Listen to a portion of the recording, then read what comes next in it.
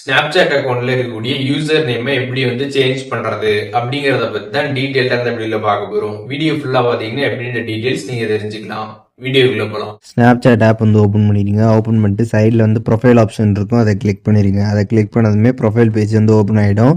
இதில் சைடில் setting option கொடுத்துருப்பாங்க, அந்த ஆப்ஷன் கிளிக் பண்ணிடுங்க. அதை கிளிக் பண்ணதுமே மை அக்கௌண்ட் அப்படின்ற ஒரு ஆப்ஷன் கொடுத்துருப்பாங்க. அந்த மை அக்கௌண்ட் கிளிக் பண்ணிங்க அப்படின்னா இதில் யூசர் நேம் அப்படின்ற ஒரு ஆப்ஷன் இருக்கும், அதை கிளிக் பண்ணிடுங்க.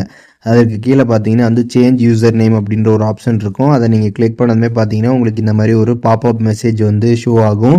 நீங்கள் யூசர் நேம் சேஞ்ச் பண்ணுறீங்க அப்படின்னா ஒரு வருஷத்துக்கு ஒரு டைம் தான் சேஞ்ச் பண்ண முடியும் அப்படின்றத சொல்கிறாங்க. அதனால் நீங்கள் சேஞ்ச் பண்ணுறப்ப பார்த்தீங்கன்னா கரெக்டாக சேஞ்ச் பண்ணிடுங்க. ஏன்னா அதுக்கப்புறம் உங்களால் சேஞ்ச் பண்ண முடியாது. 1 இயருக்கு அப்புறம் தான் சேஞ்ச் பண்ண முடியும், அதை தெரிஞ்சுக்கோங்க.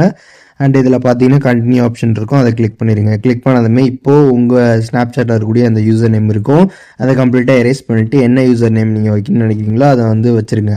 அந்த யூசர் நேம் பார்த்தீங்கன்னா யாருமே வச்சுருக்கல அப்படின்னா அதை நீங்கள் வச்சுக்கலாம். உங்களுக்கு பார்த்தீங்கன்னா அந்த யூசர் நேம் செட் ஆகிடும்.